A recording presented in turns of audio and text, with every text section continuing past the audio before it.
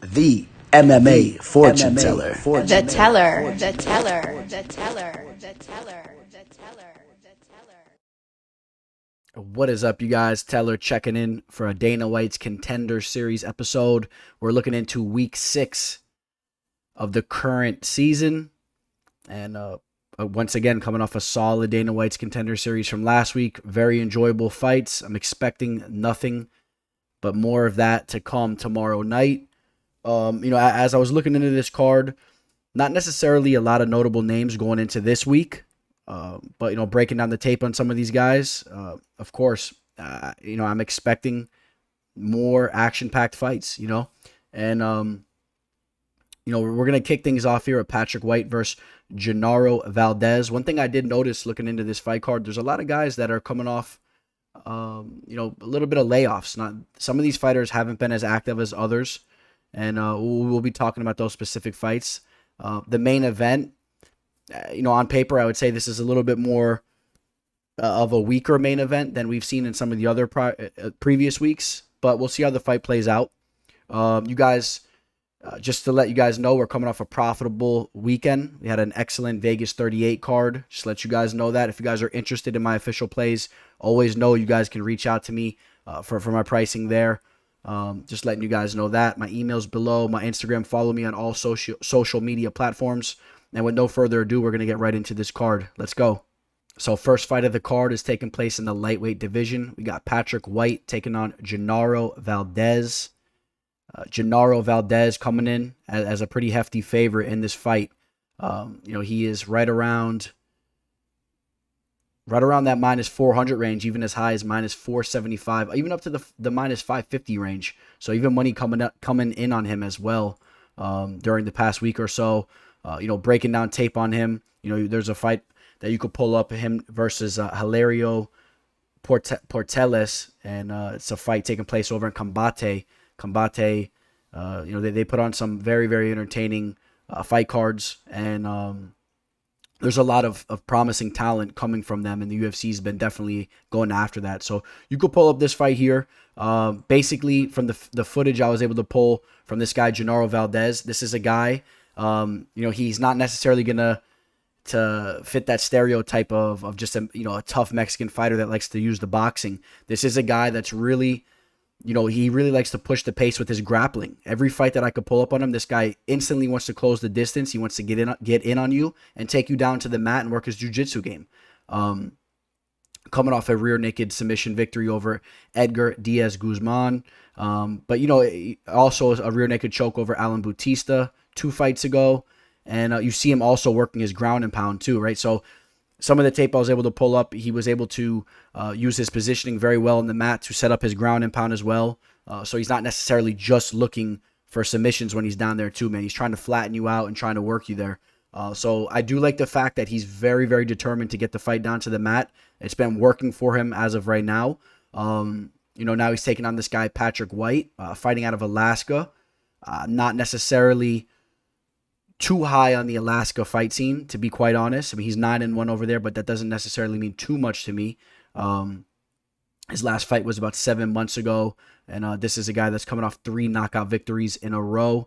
Little bit hard to pull up tape on this guy. Was able to pull up a little bit of fight footage. He definitely knows how to use his striking. He has some pop in his hands, and I think that's where he's going to be looking to keep the fight. I think he wants to keep it on the feet. Whereas Valdez, he'll mix it up on the feet as well, but I think he has the grappling edge for sure. And I think that's why he's more so the favorite going into this fight. But again, keep in mind that Valdez does have some striking. It's not the most technically sound, but he's very, very tough, and he's willing to go to a firefight on the feet as well. He'll sit there and he'll sling on the feet with you as well. He could take a shot, and if this fight ends up being just a nasty brawl on the feet, I do think that Valdez can hold his own there as well. Slight height advantage for Patrik White, and his last loss was via knockout from Chris Berberich, who is a 1-3 fighter. That's very suspect as well. That's very suspect. Again, very very low level talent as far as the competition for Patrik White here. And again, you cannot pull up too much footage on Patrik White, so just keep that in mind.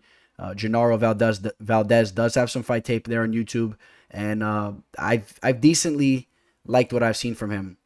He's a somewhat promising fighter. Again, he is super, super determined to get the fight down to the mat. When you'll see, as soon as this bell rings in his fight, I do expect him to close the distance and start pushing Patrik White against the cage and looking to get him down to the mat. And he's willing to have his fight go at a very high pace. I expect Valdez to look to push the pace and be willing to go 15 minutes nonstop. And I'll take Valdez here to pull off the victory, who is a pretty big favorite going into this fight, and a guy that's been consistently finishing his fights. So, yeah, I'll take Genaro Valdez, fighting out of Tijuana, Baja California, Mexico.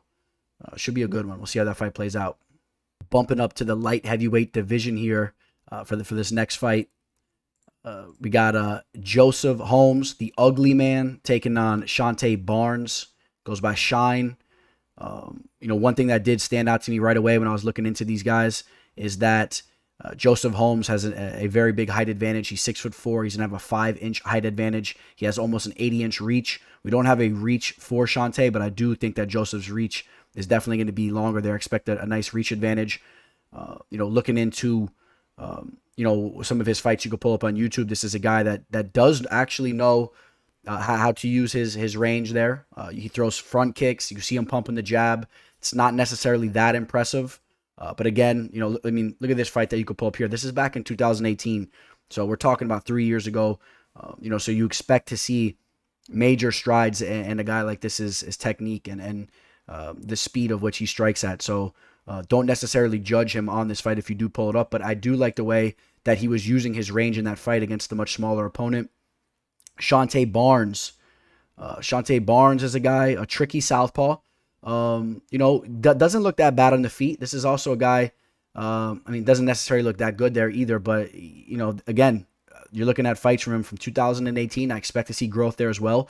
He seems to have a little bit of pop on his strikes, but definitely not that technically sound. A lot of swinging and missing from him. If you pull up this fight, you'll see a lot of swinging and missing from him. And he is 6'1".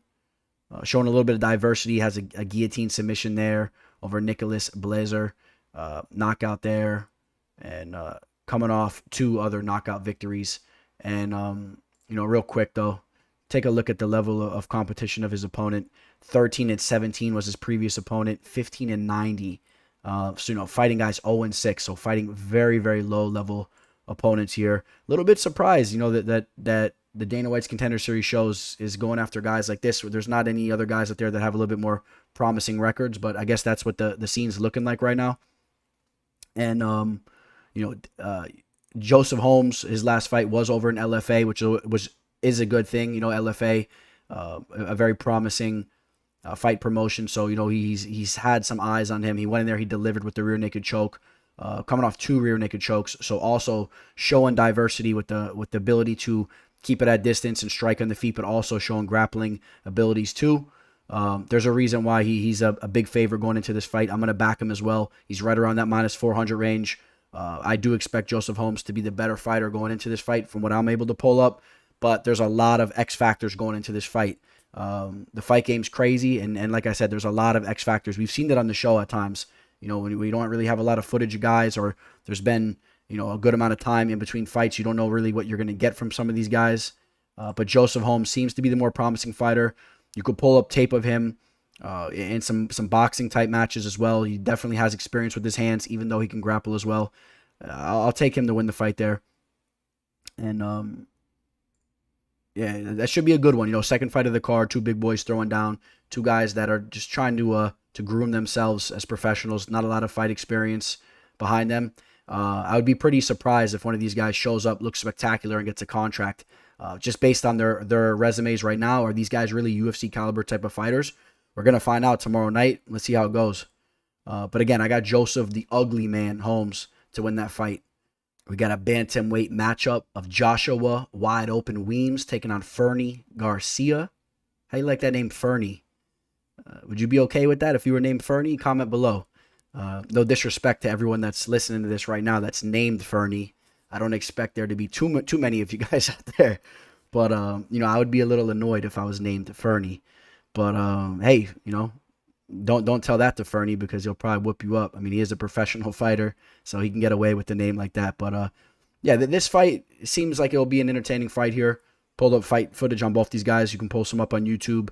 Joshua Weems actually fought over on the Game Bred FC #1 card. We just had the Game Bred FC 2 card take place this past Saturday, if you guys caught that. I like what they got going on over there. They show that on the Bare Knuckle FC app, or if you could pull it up on a stream. But, they got some cool things going on. They got these basically MMA fights with no gloves, which is pretty cool. I think that should be a thing of the future. They call it like a custom rules bout, but I mean, that just needs to be a regular thing moving forward. I think that needs to be the staple of what's going on there with the Game Bred FC scene. I do like those types of fights, and Joshua Weems had a fight over there with Isaac Ruelas, and you could pull that fight up there, and he showed to be decently technically sound in that fight. He won the split decision victory. This guy Isaac Ruelas, 4-3. Not necessarily the most impressive resume there, but again, if you watch the fight and you look at the tape, you could see that Joshua Weems is a formidable opponent. He's technically sound. However, in that fight, he was taken down at times. He did have some questionable grappling defense at times in that fight, but he reversed himself into dominant positions, but still I didn't like the way that he was taken down at times and put on his back. I kind of worry about him in this matchup here because Fernie Garcia is a guy that from the limited amount of tape you could pull up on him, there's a fight that I pulled up where he knew what he was doing as far as pushing the pace and getting his opponent down to the mat.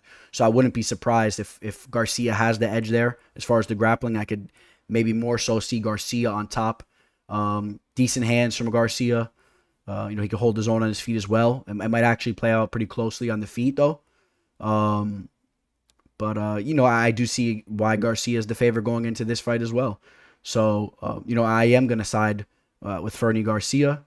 And Fernie Garcia is also coming off a good amount of fights, actually, over in LFA, which is always a good thing to see. Fought on that Demopolis versus Gadina fight card. He had a split decision victory over Ryan Hayes. Coming off a victory over Isaiah Batin Gonzalez. And his lone loss was against Cody Freeman. That was a split decision loss. So I like what we've seen from him on paper. He fought on that Chuck Liddell versus Ortiz fight card. Got the finish there. I'm going to side with him to win this fight. I'm going to take him to win this fight. I think there's just more signs pointing to him being the better fighter here. But this is another one you might want to be a little bit careful too. And he is right around that minus 250 range. Maybe a little bit high, but I'll take Fernie Garcia to win this fight as well. All right, we got a flyweight battle here. We got Daniel Berez taking on Carlos Hernandez. You guys know I'm a big fan of the flyweight division, and I want to see it get deeper and deeper. So I love when Dana White's Contender Series puts these flyweight fights together, and hopefully we can get some top prospects entering the UFC, making the division deeper. We saw that, 2 weeks ago? We saw an excellent flyweight prospect get signed. Hopefully one of these two guys, we could add to the list of those types of guys. Daniel Barez, he's a guy from some of the tape you could pull up. Looks to be very, very quick, which is to be expected from a flyweight fighter. One thing I did like from him is that I noticed in one of his fights, he was taken down, kind of dominated in the first round on the mat, and seemed like he had a major hole there in his game. But then as you watch the second and third round progress, he's actually getting the takedowns and dominating the grappling exchanges. I love to see things like that. So he's a fighter that can adapt in there as things are going down. Seems to be technically sound on the feet, very quick, like I said.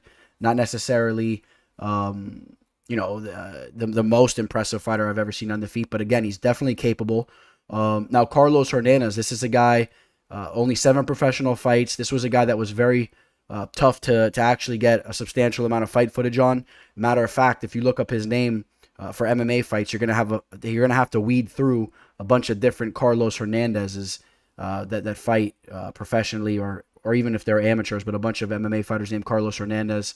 I know he's coming off a solid win over in LFA over Trevor Wells, but those are fights that are they're over in LFA, but still, I mean, his opponent is still very green and so even so is he at the time, and he's still he's only with 7 professional fights. Does show to have some promise. Again, from the limited amount of stuff I've seen, decent wrestler, decent hands. He's a well-rounded fighter.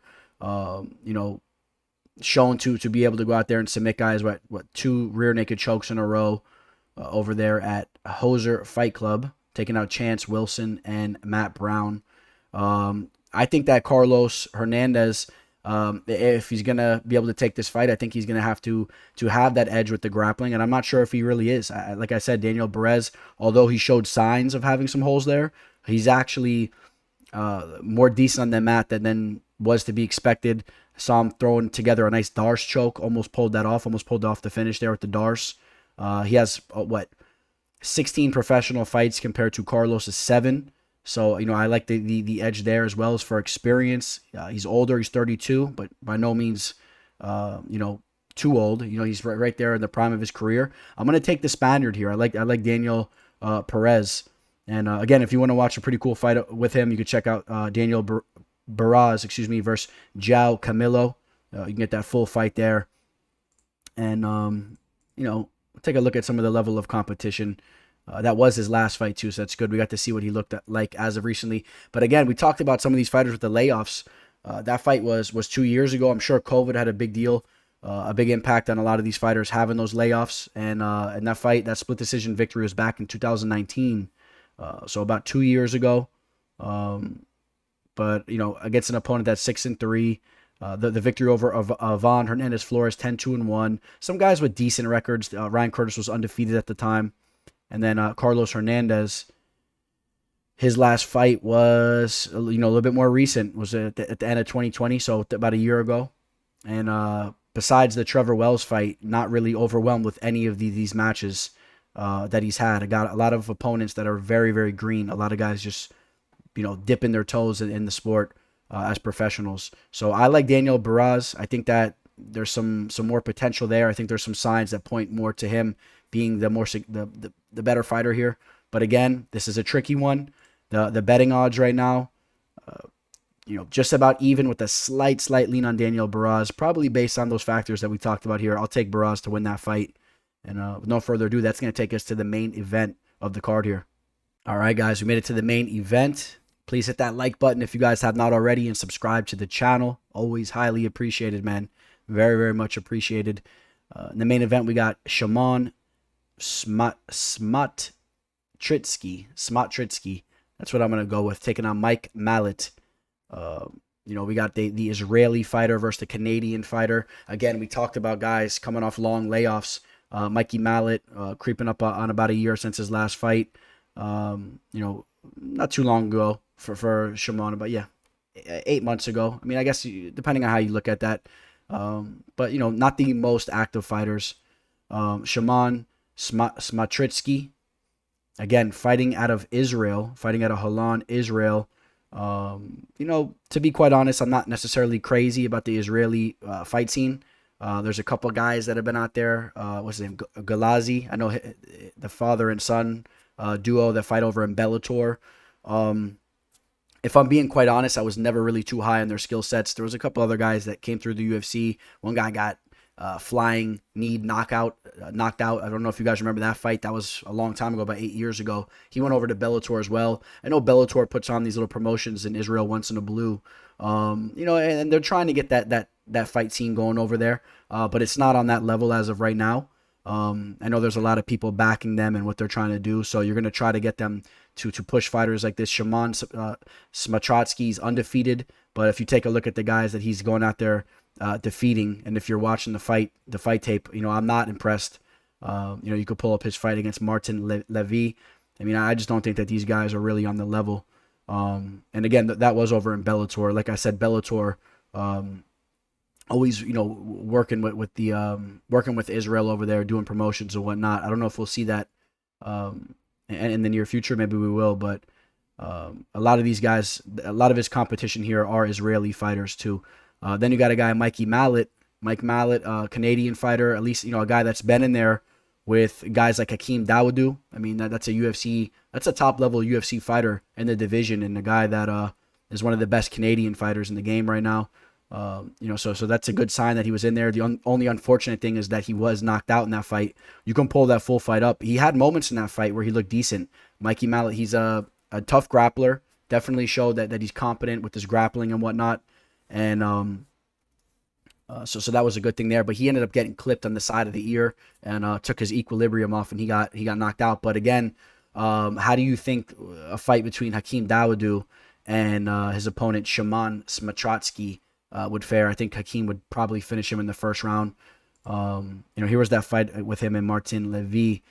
In my opinion, just lower level fighters that are not on the caliber of fighting in the UFC. That's why I said I was a little surprised to see a fight like this as a main event fight for a Dana White's Contender Series. Usually there's a little bit more promising fighters in these spots here, but maybe they're hoping Shimon Smotritsky can show up, and this is a guy that they could have to represent Israel in the UFC. I just don't see it happening. And the betting lines kind of back me on that. Smotritsky right around a plus 145 dog right now. With the comeback minus 165 on Mike Malott. Again, I think that Malott will be the superior grappler here. But, I want to say this also. By no means am I really that impressed with anything I've seen from Mike Malott. We talked about how he looked in the beginning parts against Hakeem Dawodu, but that's not really enough to really get excited about. Again, he was eventually finished in that fight very early. Before that, he had a knockout win over Craig Shintani, who was 6-1. Finished Allen Wilson.